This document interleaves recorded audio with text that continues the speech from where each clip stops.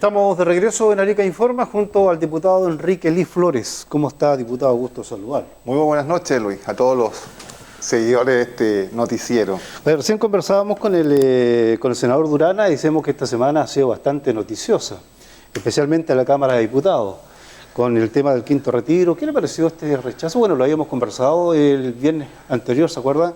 Que usted había señalado que muy posible, dijo que a lo mejor ninguno de los dos retiros se pueda aprobar. Bueno, y así fue. Nos adelantamos nuevamente. Nos adelantamos. Mira, mi voto lo tenía anunciado ya hace mucho tiempo, porque yo creo que en política no pueden haber sorpresas, Luis. A la gente le molesta las volteretas, los cambios de opinión, lo que era argumento válido en un mes, al otro mes deja de ser válido. Entonces, ¿qué es lo que habíamos dicho? Los argumentos para que las personas usaran su ahorro previsional estaban. ¿Cuáles eran? Un estallido social y político, el más violento, que tuviéramos memoria después del retorno a la democracia, que tuvo daños económicos a muchos emprendedores en todas partes de Chile.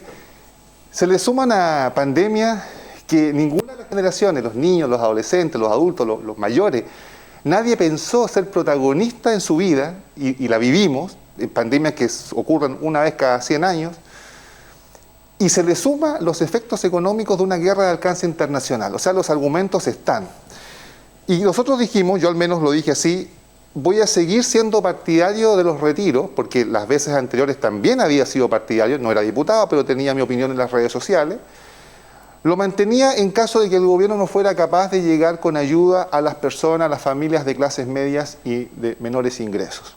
Como por ejemplo lo que ocurrió hace un mes atrás cuando el gobierno llegó con un proyecto de MEPCO, de incremento al MEPCO, que significaba amortiguar el alza de las bencinas y el petróleo, que está bien, pero dejaba fuera el gas licuado y otros combustibles de uso familiar como el queroseno y la parafina, que lo usan muchísimo en el sur para calentar los hogares. Entonces ya ahí había una señal de falta de medidas económicas concretas, contundentes en las familias. Y cuando el Estado no llega con esa ayuda económica, entonces, ¿cómo tú le privas a la familia a salvaguardarse ocupando, echando mano a su propio ahorro previsional? ¿Qué es para el futuro? Claro, como dijo el presidente, pan para hoy, hambre para mañana. Pero, señor presidente, la gente tiene hambre hoy, y sobre todo la gente que votó por usted, señor presidente, tiene hambre hoy día. Por lo tanto, esa gente tú no le puedes decir que el pan de 800 pesos le va a subir a 1.200 o a 1.500, porque ni siquiera los 800 pesos lo tiene. Entonces, yo creo que hoy día el costo de esta decisión de gobierno de echar abajo el quinto retiro, porque digámoslo, ese proyecto alternativo fue un verdadero misil que se envió a un avión cargado de esperanza de millones de chilenos que contaba con esa plata. Y el proyecto que presenta el gobierno, en el fondo, fue desestabilizar ese otro proyecto del quinto retiro sin letra chica, y ambos se vinieron abajo. ¿Qué es lo que queda ahora? Bueno, rogar de que el gobierno rápidamente nos haga llegar al Congreso las medidas económicas, pero medidas contundentes, concretas. Hace poco, el lunes, se anunció un plan económico, pero que no entibió el ambiente a nadie. No es concreto, no es contundente. Por lo tanto, ese gran argumento que se dibujó en los pasillos del Congreso y del Gobierno, y que muchos partidarios del Gobierno empezaron a repetir como loro, esto de la inflación, Luis, no es tal. La inflación ocurre en diversos países del mundo hoy día con economías mucho más estables, porque hay factores que no son solamente el tema de un retiro de ahorro previsional. El alza de los precios también ocurre por otros factores que el gobierno, este propio gobierno, está descuidando, y Dios quiera que se den cuenta de eso.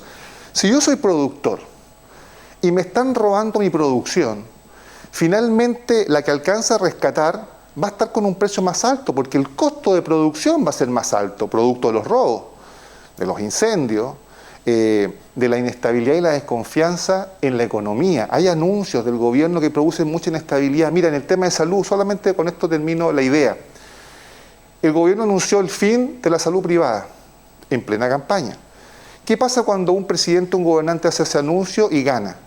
¿Los inversionistas van a querer seguir invirtiendo? Obviamente no, si nadie quiere ese aumento exagerado del riesgo de la inversión.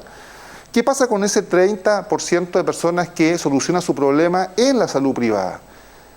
a esta verse debilitada, va a tener que sobrecargar necesariamente la salud pública. Bueno, los se está viendo hospitales. en la Constitución también. Entonces, yo creo que, mira, el propósito que está detrás puede ser muy noble. Yo no tengo duda de eso. Yo dudo que alguien quiera destruir un país de esta forma. Pero hay que tener sentido común y un poquito de sensatez. Mira, yo he visto últimamente a muchos políticos que se han definido, parece, como expertos en economía. Ya hablan de economía, ya hablan de inflación, con mucha soltura. Tal como yo recuerdo, hablaban muchos políticos, alcaldes, diputados, senadores, de salud pública, eran expertos en virología, en vacunas. Oye, yo decía, pero ¿de dónde saben tanto estos señores? Y se caían una y otra vez, decían una cosa una semana, la semana siguiente estaban en desacuerdo, pedían que se cerrara la frontera, la semana pedían que se abriera, etc. En economía pasa lo mismo.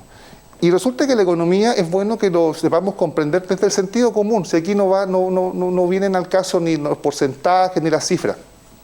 Si usted es productor, un pequeño emprendedor, que significa que tiene un costo de producción. ¿Qué es el costo de producción? Tiene que pagarle un personal a su gente, que no va a ser mucha gente, porque una pequeña empresa, pequeño emprendimiento, los materiales que tiene que comprar, los costos de los servicios asociados, el arriendo o los dividendos de la infraestructura que tiene que concretar. Si cualquiera de esos elementos sube, el valor de su producto final va a subir. Y eso no necesariamente va a ser producto de la inflación. La inflación ocurre cuando hay un aumento de circulante en la economía. Aquí el circulante puede ser el mismo, pero si de repente usted es productor, por ejemplo, de muebles, pero el recurso madera le está saliendo más caro porque en el sur están quemando los camiones y están matando a la gente que produce y que cuida de los bosques, entonces finalmente a usted le va a llegar la madera más cara y su mueble va a ser más caro. Y su emprendimiento va a fracasar. Si a usted le exigen el día de mañana que a sus trabajadores tiene que pagarles por secretaría un determinado sueldo mínimo, pero así como una orden de secretaría, como digo, usted a lo mejor lo va a querer hacer, lo va a intentar hacer. ¿Quién no quiere tener bien pagados a sus trabajadores? Pero si ese aumento del salario significa que su costo de producción supera un límite de competencia en el mercado, su emprendimiento va a fracasar.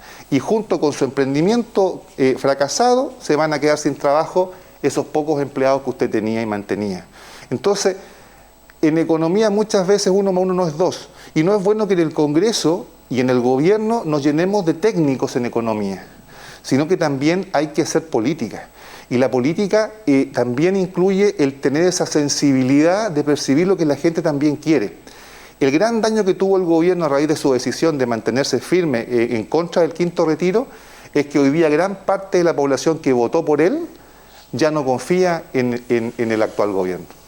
Bueno, hay harto tema para conversar, diputado. La próxima semana va a estar en Arica porque tiene su semana distrital, ¿no? Sí, vengo llegando ahora. Toda la semana vamos a estar en el distrito conversando con organizaciones, precisamente estos temas que son contingentes.